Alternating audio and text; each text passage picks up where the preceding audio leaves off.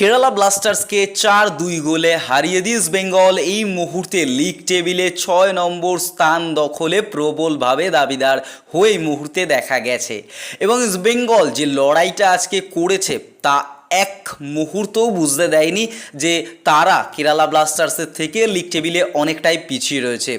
যেভাবে মাঝমাঠ ধরে প্রপার দুটো উইং দিয়ে অ্যাটাক তুলে আনছিল ইস্টবেঙ্গল, তাতে প্রথম থেকেই কিন্তু ইস্টবেঙ্গলের যে টার্গেট, যেটা লক্ষ্য ইস্টবেঙ্গলের, সেটা কিন্তু বোঝা গেছে যে গোল তুলে আনো, ম্যাচ থেকে পয়েন্ট তুলে আনো, ম্যাচ থেকে উইন তুলে আনো।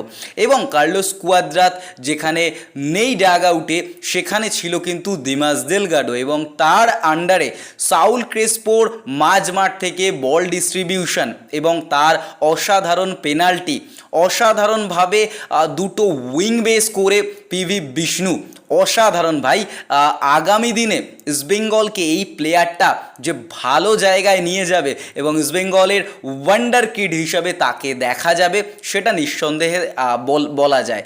কারণ সে যেভাবে গোলকিপারকে ওই জায়গায় দাঁড়িয়ে একটা টাচ, অন্যান্য প্লেয়ার হলে হয়তো চিপ করে দিত বলটা ওখান থেকে।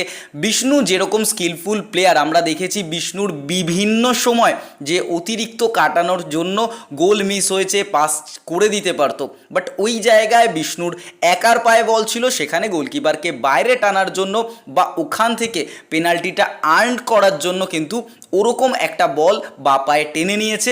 সেখান থেকে গোলকিপারের কাছ থেকে যখন বল বেরিয়ে গেল, কিচ্ছু করার ছিল না ওই জায়গা থেকে গোলকিপারের বিষ্ণুর ওইভাবে আটকানো ছাড়া, এবং সেখান থেকে বেঙ্গল গোল তুলে নিল পেনাল্টি থেকে। অন্যদিকে দাঁড়িয়ে হিজাজি মেহেরের যে ওন গোলটা, সেটা নিয়েও কথা উঠছে, বাট ওই জায়গা থেকে কিছু করার থাকে না। ডাইসুকেও যেমন সেম ওই জায়গা থেকে নাওরেম মাইসিংয়ের বলটা গোলে অলমোস্ট ঢুকে গেছিলো, ডাইসুকে কিচ্ছু করার ছিল না, জাস্ট ট্রাই করেছে এবং হিজাজি মেহেরের টাচটাও সেম বাজে জায়গায় লেগে ঢুকে গেছে। বাট এই ম্যাচটায় দাঁড়িয়ে ভিক্টর ভাস্কুয়েজ যে বলটা, যেটা থেকে নাওরেম মাইসিং গোল করলো, ভিক্টর ভাস্কুয়েজের পাসটাও তো অসাধারণ হয়েছে, নাওরেমের গোলটাও সুন্দর, তবে ওই বলটা লাইন পেরিয়ে বেরিয়ে গেছিলো। বাট ইস্টবেঙ্গল যদি ওই গোলটাও ডিনাই হতো, তাও ইস্টবেঙ্গল কিন্তু উইনিং পজিশানে থাকতো। তো সেখান থেকে দাঁড়িয়ে এই মুহূর্তে ইস্টবেঙ্গল টিমটায় যেটা মনে হয়েছে, ভাই ডিফেন্সে একজন প্রপার সেন্টার ব্যাক দরকার। বাকি সাউল ক্রেসপোর সঙ্গে মেহেদি তালাল আগামী সিজনে ইস্টবেঙ্গলের মাঝ মাঠে ফুল ফোটাবে। তবে এই মুহূর্তে আমরা যদি লিগ টেবিলের দিকে তাকিয়ে দেখি, একটু ডিটেলসে বোঝার জায়গা আছে লিগ টেবিলটা, যেখানে বেঙ্গালুরু এফসি 6 নম্বরে আছে 20 ম্যাচে গোল ডিফারেন্স -9 নিয়ে 22 পয়েন্টে। সেখানে ইস্টবেঙ্গল 20 ম্যাচে 0 তাদের গোল ডিফারেন্স, অর্থাৎ না প্লাসে না মাইনাসে, তারা সব থেকে সুবিধাজনক জায়গায় আছে গোল ডিফারেন্সের ক্ষেত্রে। অন্যদিকে দাঁড়িয়ে তাদের পয়েন্ট রয়েছে 21 পয়েন্ট, এবং জামশেদপুর তারাও কিন্তু সমসংখ্যক ম্যাচ, অর্থাৎ 20টা ম্যাচ খেলেছে, -3 তাদের গোল ডিফারেন্স, 21 পয়েন্ট তাদেরও। 9 নম্বরে রয়েছে পাঞ্জাব, তাদের গোল ডিফারেন্স কিন্তু -9, 21 পয়েন্টে রয়েছে তারাও। অন্যদিকে দাঁড়িয়ে চেন্নাই 19 ম্যাচ খেলেছে এবং তারা কিন্তু পয়েন্টের হিসাবে, গোল ডিফারেন্স বাদ দিলে গোল ডিফারেন্সে -9 থাকলেও পয়েন্টের হিসাবে তারা 19 ম্যাচে 21 পয়েন্ট নিয়ে সব থেকে সুবিধাজনক জায়গায় রয়েছে।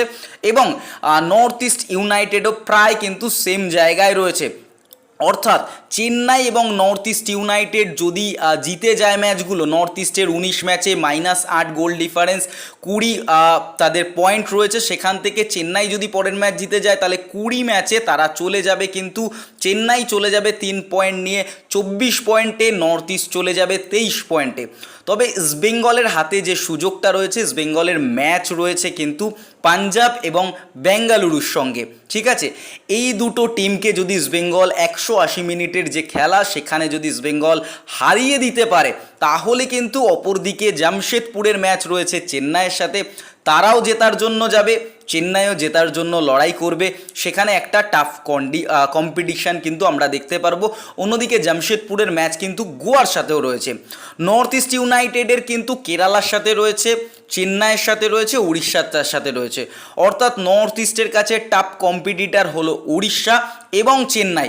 অর্থাৎ নর্থ ইস্ট এবং চেন্নাই মুখোমুখি হবে, যেখান থেকে কিন্তু দুজনের যেহেতু 19টা করে ম্যাচ খেলা রয়েছে, সেখান থেকে একজন ম্যাচ জিতে প্লাস অ্যাডভান্টেজে যাবে, একজন কিন্তু ডিসঅ্যাডভান্টেজে চলে আসবে। তো এখান থেকে ক্যালকুলেশনের থেকেও বড় বিষয়, ইস্টবেঙ্গলের 180 মিনিট পুরোটাই জয় দরকার, বাকিটা নির্ভর করবে লিগ টেবিলে প্রত্যেকের দিকে তাকিয়ে থাকতে হবে। আপনাদের কি মতামত? ইস্টবেঙ্গল কি সুপার সিক্সে যেতে পারবে? আর আজকের ম্যাচটা নিয়ে আপনাদের কি মনে হয় অবশ্যই কমেন্ট বক্সে কমেন্ট করবেন, ভিডিওটা অবশ্যই লাইক করবেন। দেখা হচ্ছে আগামী ভিডিওতে।